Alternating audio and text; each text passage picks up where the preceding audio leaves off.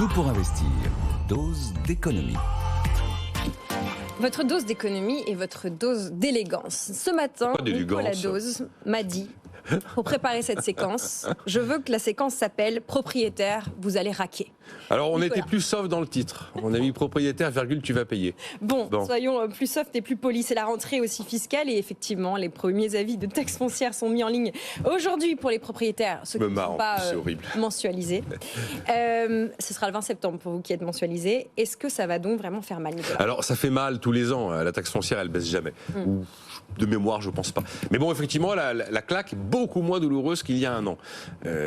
Alors, il y a la première couche, c'est la hausse de base nationale qui correspond à la revalorisation des valeurs locatives qui, depuis 2018, sont indexées, ces valeurs locatives, sur l'inflation. Donc ça suit la courbe des prix, c'est-à-dire ça correspond en fait à l'équivalent du loyer auquel correspondrait votre bien si vous le mettez en location.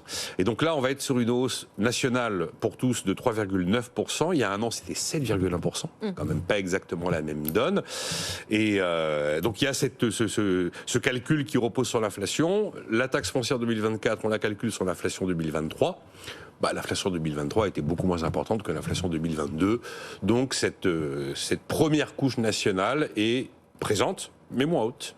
Apportons un petit peu de nuance. Effectivement, il y a une hausse nationale qui va s'imposer à tous, mais après, certaines villes décident pour elles-mêmes. Mais toutes les communes, après, ont une souveraineté sur cet impôt.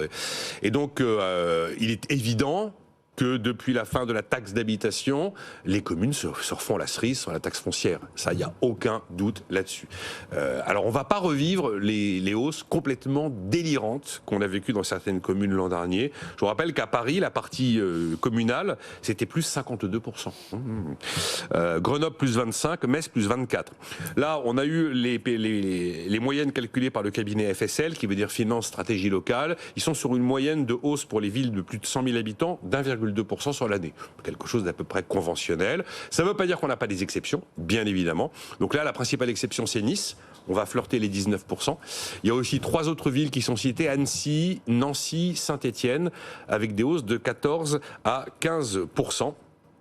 Alors, il est évident que plus on se rapproche des élections municipales, moins généralement les hausses décidées par les communes sont importantes. On a tapé fort en 2023, on tape un peu moins fort en 2024, on va taper, vous allez voir, beaucoup moins fort en 2025.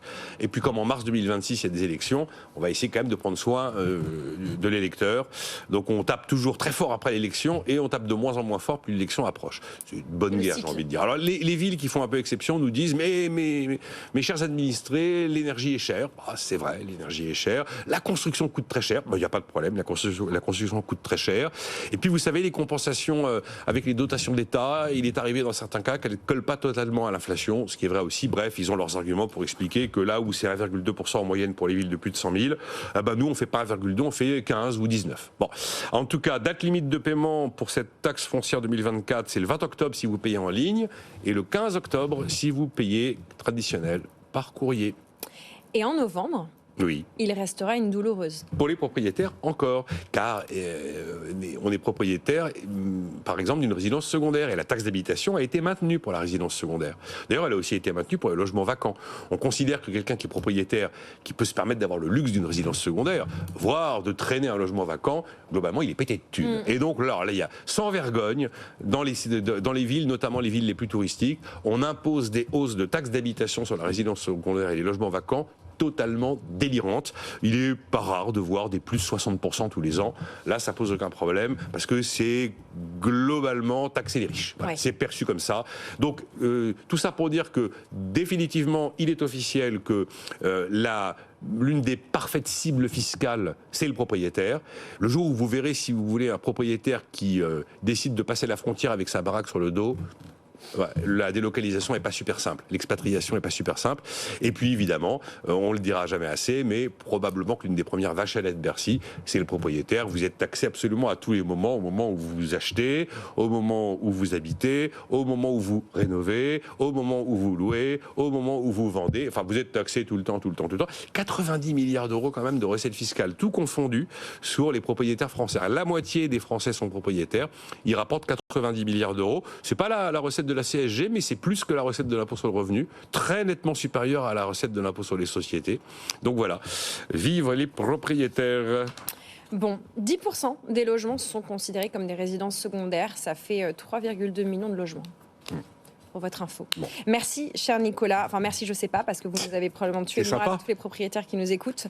Mais en tout cas, vous nous avez décrypté cette information d'une manière économique. Cette séquence est à retrouver en podcast et en replay sur notre site et puis notre application. Et vous le savez peut-être si vous nous suivez également sur YouTube.